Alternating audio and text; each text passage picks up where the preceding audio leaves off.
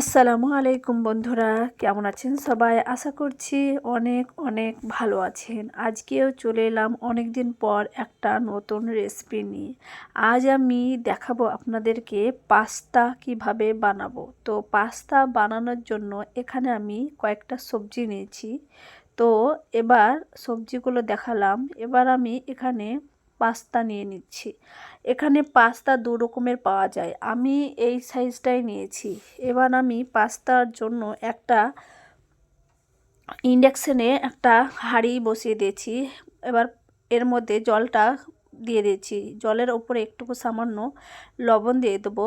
দিয়ে একটুকু ফুটে উঠে এলেই আমি ওর মধ্যে দিয়ে দেবো 1 চা চামচ সাদা তেল, সয়াবিন তেল। তো সয়াবিন তেলটা দেওয়ার কারণ হচ্ছে পাস্তাটা খুব ঝরঝরে এবং খুব সুন্দর হয়ে থাকবে, একের সঙ্গে একের গায়ে লাগবে না, সেই জন্য। তো এবার হালকা একটুকু এরকমভাবে নাড়াচাড়া করে আমি এর মধ্যে পাস্তাগুলোকে দিয়ে দিচ্ছি। তো পাস্তাগুলোকে এইরকমভাবে হালকাভাবে এরকমভাবে নাড়তে হবে, আর যাতে তলে না লেগে যায়। তো সিদ্ধ করা হয়ে গেছে। আমি এবার এদিকে একটা গ্যাসের ওপরে ননস্টিলের কড়াই বসিয়ে দিয়েছি। এর মধ্যে আমি 2 চামচ সয়াবিন তেল দিয়ে দিচ্ছি। আমি এই তেলটা দিয়ে আমি 2টো ডিম এখানে আমি ভেজে নেব। ছোট ছোট করে কেটে কেটে সাইজ করে আমি কুচি কুচি করে ভেজে নেব।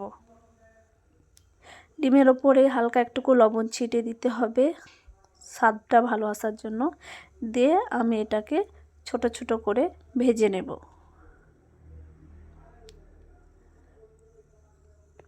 এই যে বন্ধুরা দেখতে পাচ্ছেন আমার ডিমটা রেডি হয়ে গেছে। এবার আমি এটা অল্প একটুকু, বেশি কিন্তু ভাজা যাবে না, তাহলে কিন্তু শক্ত হয়ে যাবে। অল্প ভেজেই তুলে নিতে হবে, নরম নরম থাকবে, খেতেও খুব ভালো লাগবে। এবার একটা প্লেটের সাহায্যে তুলে নিলাম। এবার এদিকে পাস্তাটা দেখে নেব যে কত পার্সেন্ট সিদ্ধ হয়ে গেছে। তো এখানেই 90% সিদ্ধ হয়ে গেছে। এবার আমি এটাকে ছেঁকে নেব একটা ছোট ছাকনা দিয়ে।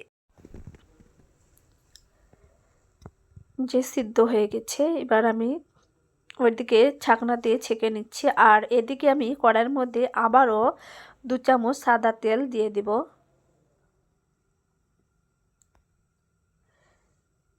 এবার তেলটা একটুকু গরম হয়ে আসলে এর মধ্যে আদা রসুন কুচি একটুকু দিয়ে দেবো। দিয়ে হালকা একটুকু এরকমভাবে নেড়ে নিতে হবে যাতে এর গন্ধটা চলে যায়। এবার আমি সবজিগুলোকে দিয়ে দিচ্ছি। এখানে আমি ক্যাপসিকাম, গাজর, বিন সব কিছুই এখানে অ্যাড করে দিয়েছি। এরকমভাবে সাইজ করে কেটে নিয়েছি। আপনারা চাইলে আপনাদের মনের মতো কেটে নিতে পারেন। তো এর মধ্যে হালকা একটুকু লবণ দিয়ে একটুকু এরকমভাবে নরম করে নেব, যাতে এটা ভালোভাবেই সেদ্ধ হয়ে যায়। অল্প নরম করে নিয়ে আমি এটাকে কুক করে নেব।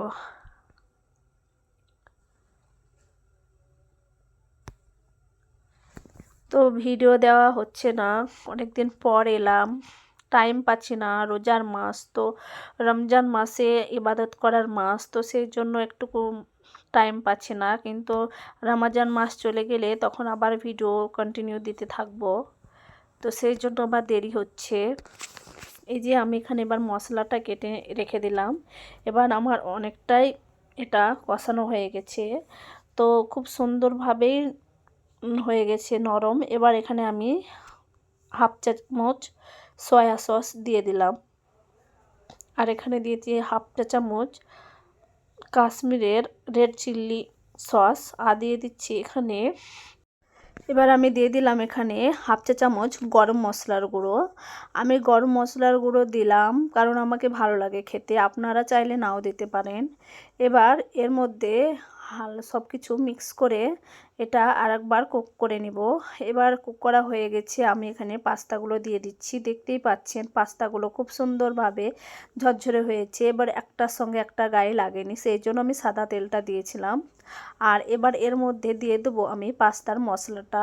এই যে পাস্তার মশলাটা উপর দিয়ে এরকমভাবে পুরোটাই ছড়িয়ে দিতে হবে যেন সব কিছু একসঙ্গে মিক্স হয়ে যায়। আর লাস্টে আমি দিয়ে দিচ্ছি যেটা ডিম ভেজে রেখেছিলাম। তো সব কিছু একসঙ্গে অ্যাড করে আমি এটাকে আর একবার 5 মিনিট কুক করে নিচ্ছি।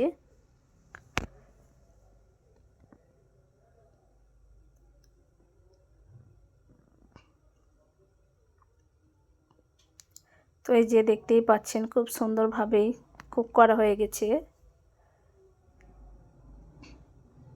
বিকেলের নাস্তায় এটা খেতেও খুব ভালো লাগে। আমার ছেলে খুব বায়না করে যে আমি পাস্তা খাবো, চাউমিন খাবো, তো সেই জন্য পাস্তা বানালাম। সবারই খাওয়া হবে, শুধু ছেলের না। এবার লাস্টে একটুকু একটা খেয়ে দেখবেন যে স্বাদ লবণ কেমন হয়েছে কিনা। তো আমি এবার দিয়ে দিলাম একটা চাউমিনের মশলা, পাস্তার মশলাও দিলাম, চাউমিনের মশলাও দিলাম এবং লাস্টে আমি একটুকু লবণও দিলাম। আমার একটুকু কম ছিল লবণ, তাই এই যে এবার ভালোভাবে সব কিছু মিক্স করা হয়ে গেছে। এবার আমি এটাকে প্লেটে সার্ভ করে নেব। এই যে দেখতে পাচ্ছেন খুব সুন্দর হয়েছে, একদম গরম গরম বিকেলের নাস্তাতে আপনারা অবশ্যই এরকমভাবে পাস্তা বাড়িতে বানিয়ে দেখবেন যে কেমন লাগছে। আর আমি যে এরকমভাবে বানিয়েছি অবশ্যই এরকমভাবে একবার ট্রাই করবেন। আর যদি আরও ভালো ভিডিও দেখতে চান, আরও রান্না নতুন নতুন, তো আপনারা আমাকে কমেন্ট করে বলবেন যে আপনারা কী রান্না পছন্দ করেন, কী দেখতে চান, তো আমি সেরকমভাবে আপনাদেরকে দেখাবো। কমেন্ট করে বলবেন। যদি চ্যানেলটা ভালো লাগে তো সাবস্ক্রাইব করে দেবেন, সবাইকে শেয়ার করে দেবেন আর আমার পাশে থাকবেন। আর আপনাদেরকে অনুরোধ রইল সবাই আমার চ্যানেলটাকে সাবস্ক্রাইব করে দেবেন। ভিডিওটা আমি আজকে এখানেই শেষ করছি, আর বেশি কথা বলবো না। সবাই ভালো থাকবে, সুস্থ থাকবে। আল্লাহ হাফিজ।